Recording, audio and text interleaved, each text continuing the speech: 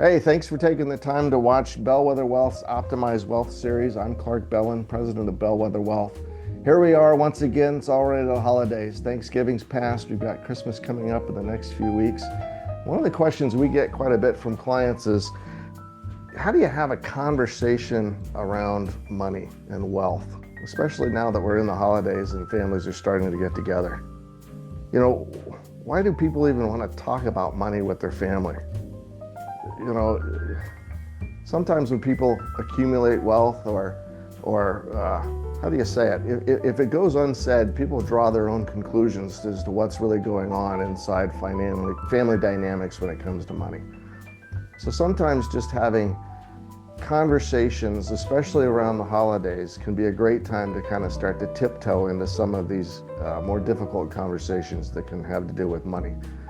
You usually are at the family gathering, you'll see that people usually kind of migrate into the kitchen. And in our family, that happens to usually be the family members, and that's where the more casual conversations start to take place. So we've actually found personally that that's actually a good time to start introducing more difficult conversations, and money and finances can happen to be one of those. People that have money that they're wanting to go from one generation to the next, you need to start talking to the heirs about sort of the responsibility and kind of really what money means to you and kind of the values that sort of have driven the decisions that have allowed you to accumulate those dollars. You want those generations that are the next generation and even the generations after to be able to continue to carry on those values and drive that legacy. You don't want your family to be that statistic that says, the first generation earns it and the second generation kind of uses it and the third generation loses it. You really want to make sure that you're having these conversations, that families understand what it took you to accumulate these dollars and kind of what you're hoping those next generations will use these dollars as a tool in order to continue to help propel the family forward. It's baby steps though. You just want to start having conversations and then planting the seeds to have future conversations, and those future conversations may be more serious.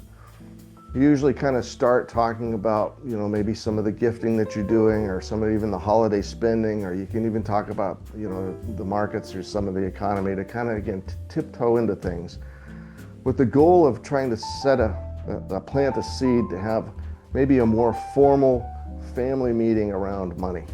And at that formal meeting, sometimes you'll have a financial advisor be there, sometimes an attorney is there, depending on what your objectives are and what your values are. But this is a very, very slow progression that you want to have over a period of time. It's not like you want to dump a big bucket of water on people and have them start talking about, major, family financial decisions. It's a very, very slow, methodical process that you want to be working through. Family meetings sound formal, but they're really just structured conversations. And again, when we have conversations internally, we come up with some notes and things to be able to make sure we're talking with the family and making sure that they're all on the same page. And we also need to shut off our mouths sometimes as, the patriarch or matriarch of our family. We need to be able to listen to the questions that some of the second generation has. They haven't done this for a while, so sometimes they have some great questions that we haven't even thought of yet. And so we have to be ready to listen and also not be ready to have an answer right away. Sometimes we have to we need to get back to them when we continue to think through things. Money tends to magnify whatever's already there. In other words, if you have good family values and you believe strongly in what you're doing, the money's going to continue to just kind of propel the family forward. Sometimes we get into situations where maybe the next generation hasn't had that conversation yet. Maybe they don't quite share your values. And maybe we need to kind of structure things a little bit differently because they've been running a little bit wild. You'll see as kids continue to mature in that next generation that usually if you've been a good role model, they'll obviously, swing back around to kind of your way of thinking. But not all families are that way, which is why the conversation is very important to have. But it's a slow and steady process that you continuously want to have. It's a very, very interesting topic to have with money around family, but we've found that most families that have these conversations are the ones that are able to preserve their legacy for a long period of time.